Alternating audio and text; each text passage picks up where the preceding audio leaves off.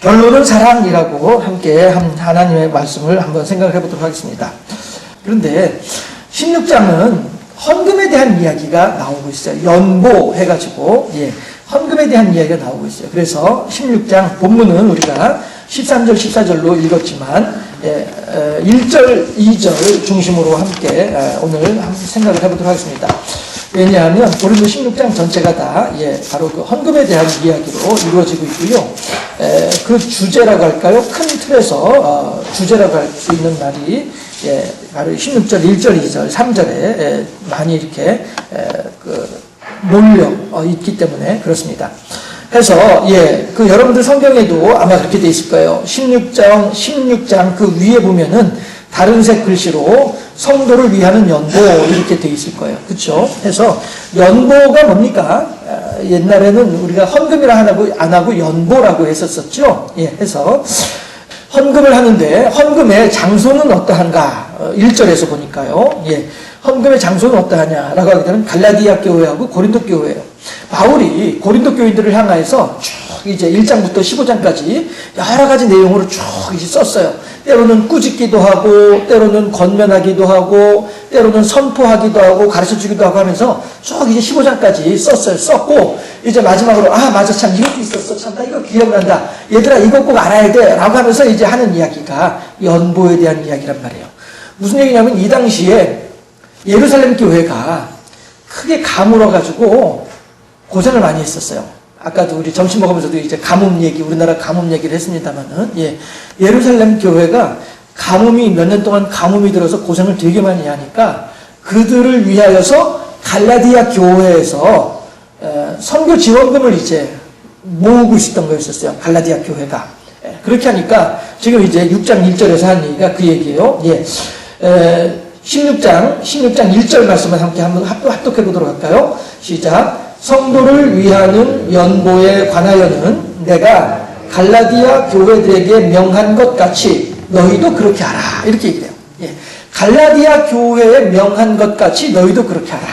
다시 말해서 이제 갈라디아 교회가 예루살렘 교회를 위하여서 선교 후원금을 지금 모금하고 있어. 연보하면서 모금하고 있어. 그러니까 고린도 교인들이요, 여러분들도 그렇게 예루살렘 교회를 위해서 연보할 수 있도록 하라. 이렇게 하는 거예요. 그래서 헌금의 장소 하게 되면 예루살렘 저희 만난 그 갈라디아 교회와 고린도 교회를 이야기한다라고 하는 것이고요. 그 다음에 그럼 헌금의 원천.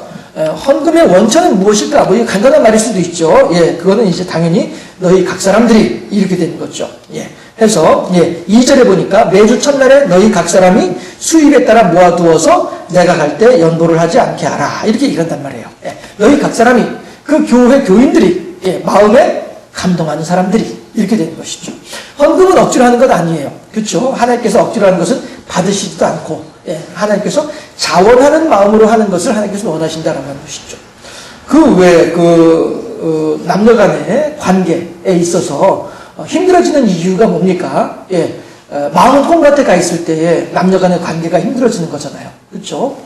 대신에 짐승들은, 애완동물들은 마음도 몸도 나에게 있죠. 콩밭에 가 있지 않는단 말이에요. 이래서 요즘 들어서 애완동물에 대한 이야기들이 더 많이 나오는 거죠. 제가 예언을 했었잖아요. 우리나라의 애완동물 시장이 엄청나게 커질 것이다 라고 하는 것을 제가 예언을 했었어요. 그 전에 교육전사 하면서 청년부 교육전사 할 때 청년들하고 이제 그런 얘기를 했었어요. 여러분들 지금 일본에서 노인네들이 이 애완동물들 많이 돌보고 있거든. 우리나라도 그런 때가 곧 올 거야. 그래서 제가 예언을 한 적이 있었어요. 그런데 사람들이 그만큼 이제 폐쇄된 문화 가운데 살고요. 어떤 여러 가지로 이제 상처받고 힘들고 어려운 그런 일들을 많이 만나기 때문에 자연스러운 사회 현상이라고 생각을 해요. 과정이지요. 사회가 흘러가는 과정이지요.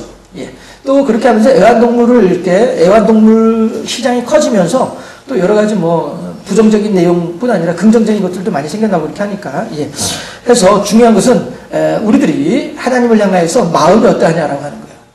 여기서 지금 바울이 너희 각 사람이라고 하는 것은 너희들 모두 한 사람 한 사람들이, 그러나 어떠한 사람들이에요? 하나님을 향하여서 헌신하고자 하는 사람들이.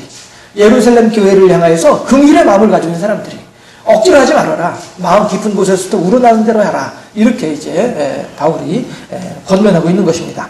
그 다음에 그러면은 언제 하지? 헌금을 언제 해야 되는 걸까요? 언제 헌금을 합니까? 매주일 첫날이라고 이렇게 얘기를 해요. 자, 2절에 매주 첫날에 이렇게 돼 있잖아요. 그렇죠? 그런데 매주 첫날 하게 되면은 어떤 날이겠습니까? 일요일이 되는 거죠.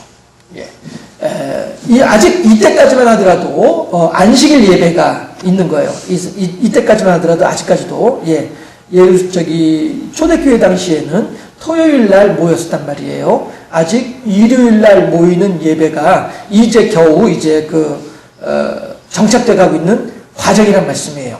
해서 어디에서는 토요일 날 모이고 어디서는 일요일 날 모이고 하는 이런 일들이 혼재되어 있는 그런 상태란 말씀이에요. 아직까지는 정립이 안 돼 있어가지고 사실 일요일을 우리가 모여서 예배 드리는 것은 성경적이기도 해요. 네. 왜냐하면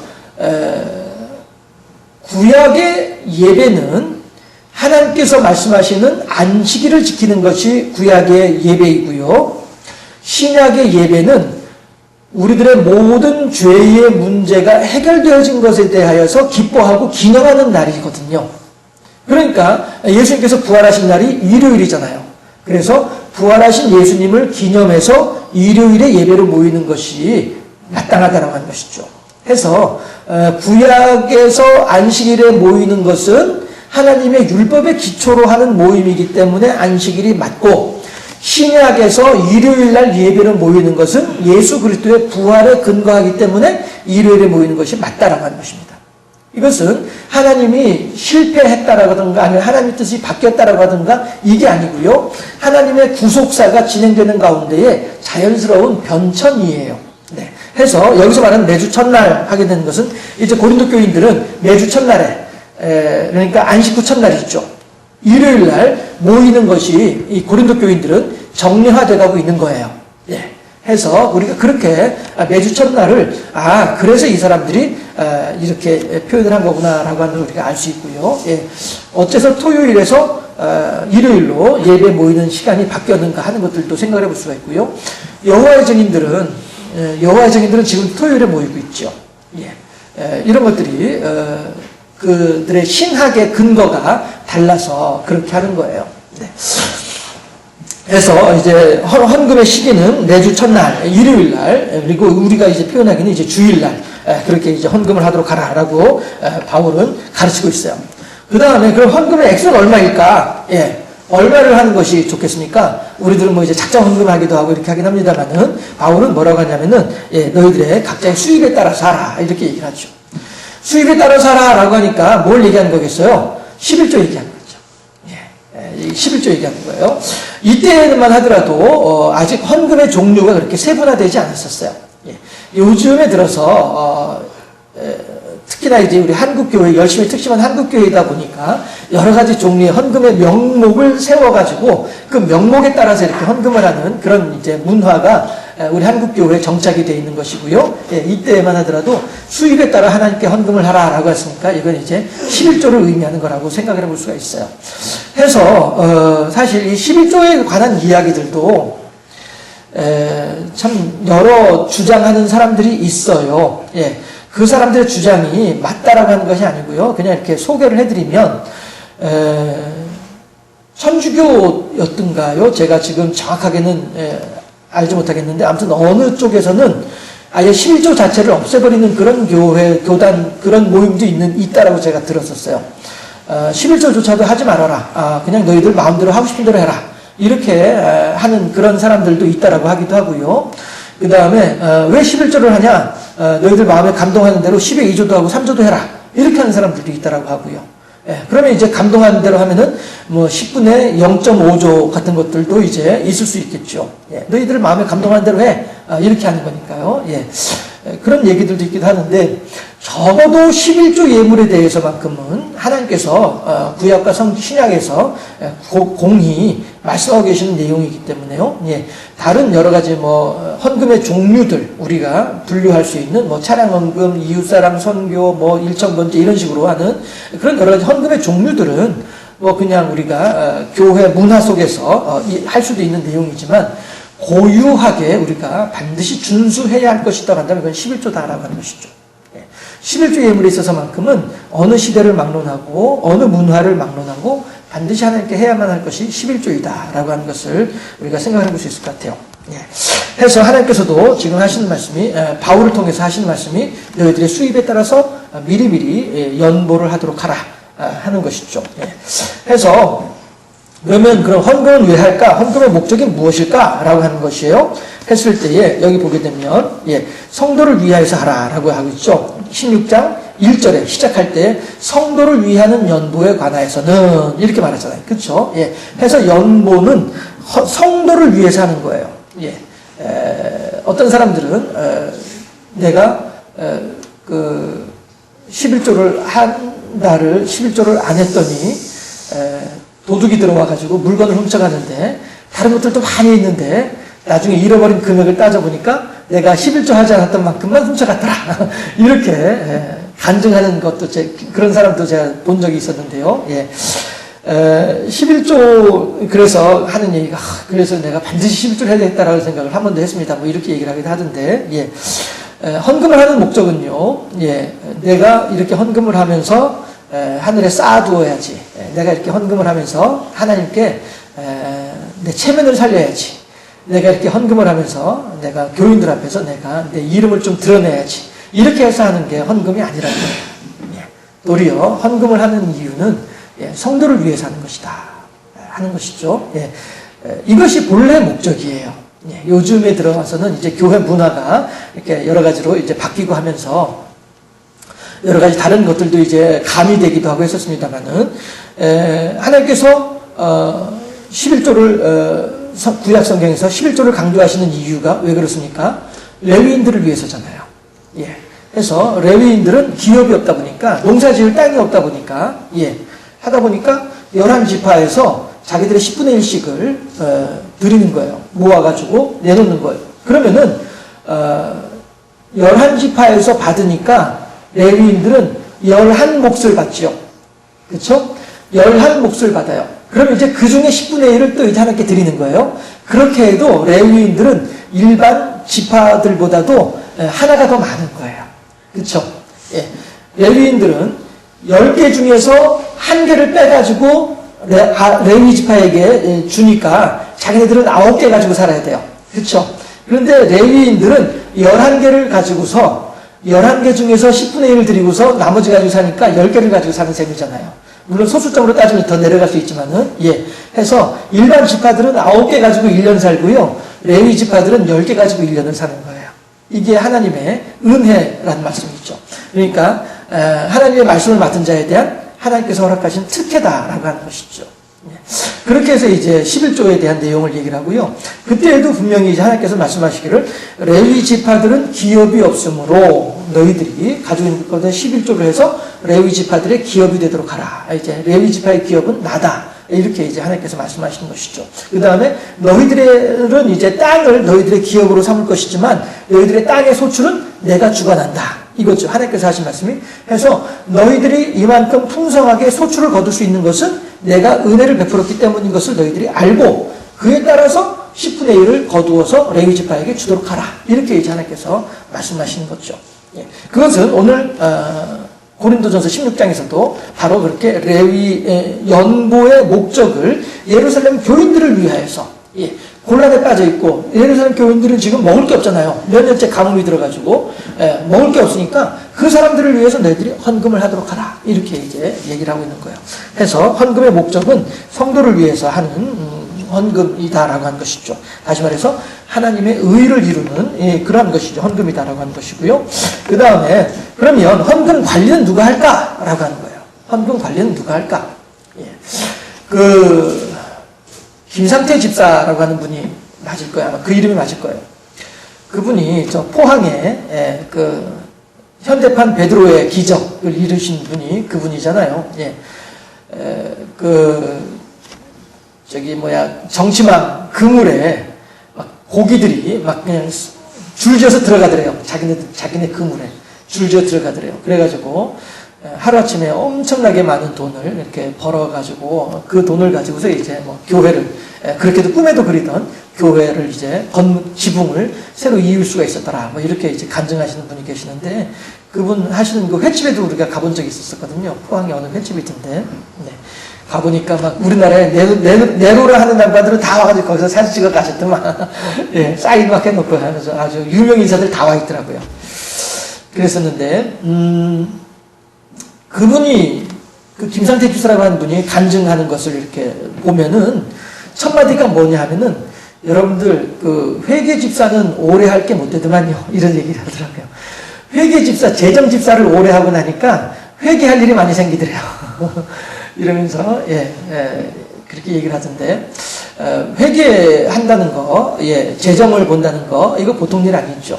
그리고 또, 교회에서도 어떤 사람을 재정을 맡길까? 이거 참 중요한 일이기도 하죠. 뭐 저는 이제 실제로 본 적은 없지만 들은 말이, 교회 재정을 가지고 재정 담당하신 양반이 개인적으로 이렇게 했더라라고 하는 그런 이야기들도 제가 들어보기도 하고 했었었는데요.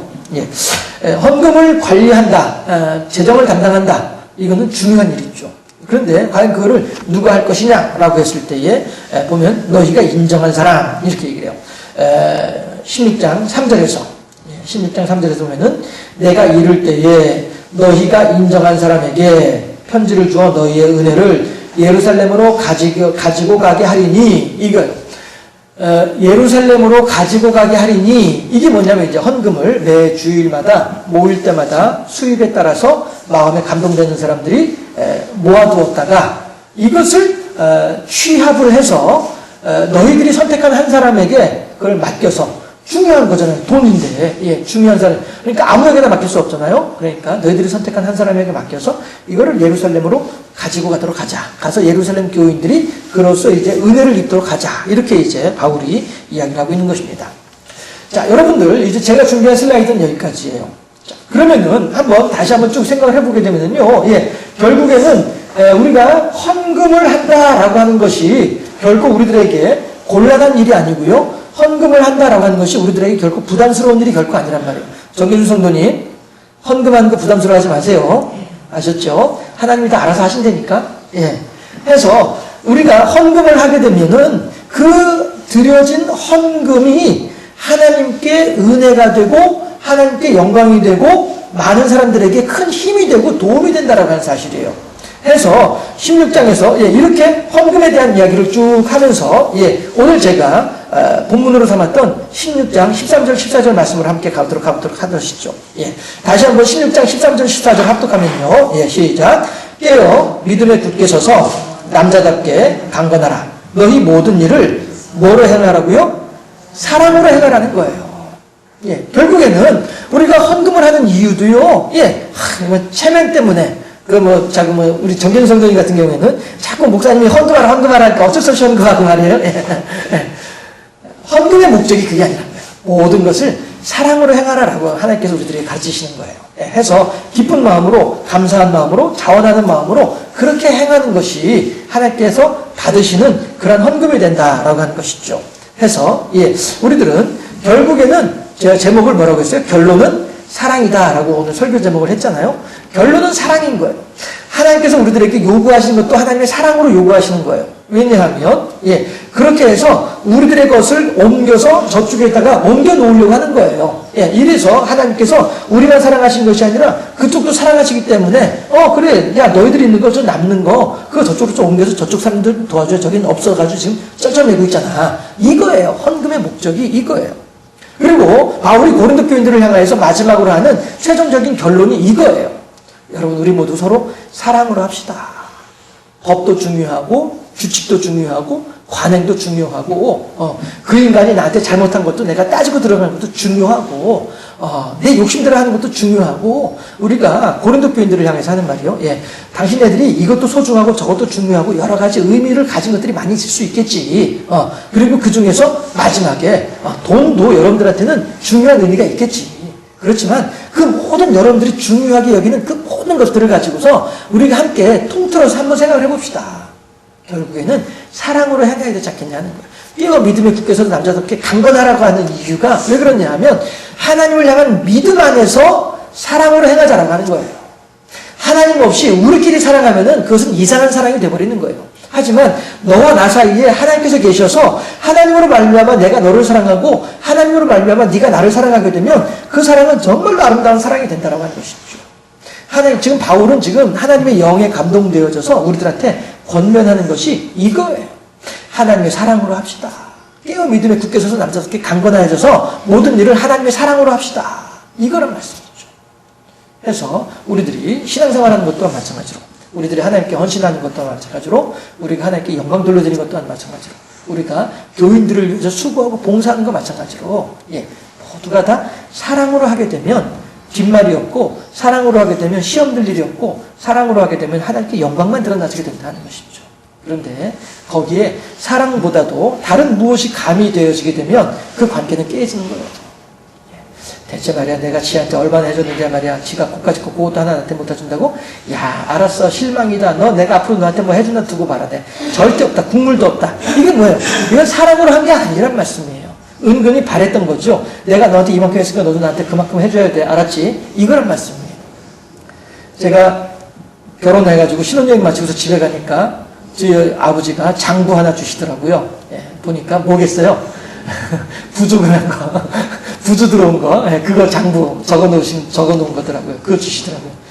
제가 쓱 보고 있으니까 그 빚이다, 네 빚이다 이러시더라고요. 그러셨는데 그 장부 어디 갔는지 모르겠지만요.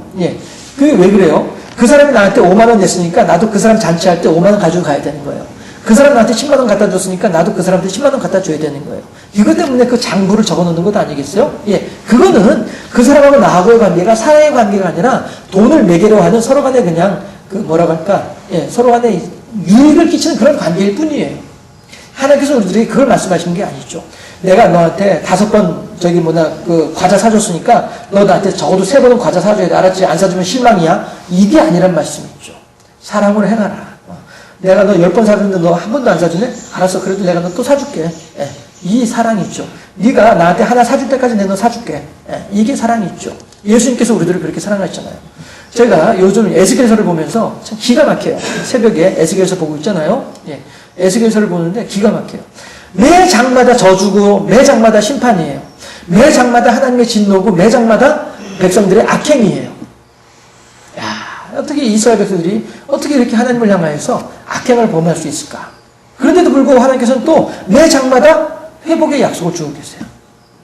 야, 참 하나님의 사랑이 너무나도 크구나 하는 것을 제가 한 번 더 에스겔서를 보면서 다시 또 생각을 해보게 돼요. 이것이 단지 그냥 예언서로서 끝나는 것이 아니라 그대로 다 고발을 하고 있더라고요. 백성들의 그 악행을 그대로 다 고발을 하고 있더라고요. 그래서 우리들이 하나님께서는 그렇게 우리들을 향하여서 끝없는 사랑을 베풀어 주면서 끝없는 사랑으로 우리들에게 대하고 계신 분이 하나님이시다라고 하는 사실을 다시 한번 생각해 볼 수 있겠다는 것이에요. 그래서 결론은 사랑이죠. 하나님을 사랑하고 이웃을 사랑하고 또한 하나님께서 사랑하시는 나를 사랑하고 결론은 사랑이 되는 것입니다. 가슴에 손을 얹고 가슴에 손을 얹고 가슴에 손을 얹으세요. 가슴에 손을 얹으세요. 그리고 따라 하시겠습니다. 하나님 저를 사랑해 주셔서 감사합니다. 저도 저를 사랑합니다. 우리가 모두가 우리 스스로를 사랑할 때에 나를 사랑하는 것뿐 아니라 옆에 있는 사람들도 사랑할 수 있게 될 줄로 믿습니다. 하나님의 우리들을 향한 사랑이 더욱더 충만해지고 풍성해지는 그런 우리가 됐으면 좋겠고요. 그 넘치는 사랑으로 옆에 있는 사람들도 사랑할 수 있는 넉넉한 신앙의 사람으로 세워지는 우리 모두가 되어질 수 있기를 주님의 이름으로 축원합니다. 기도하겠습니다.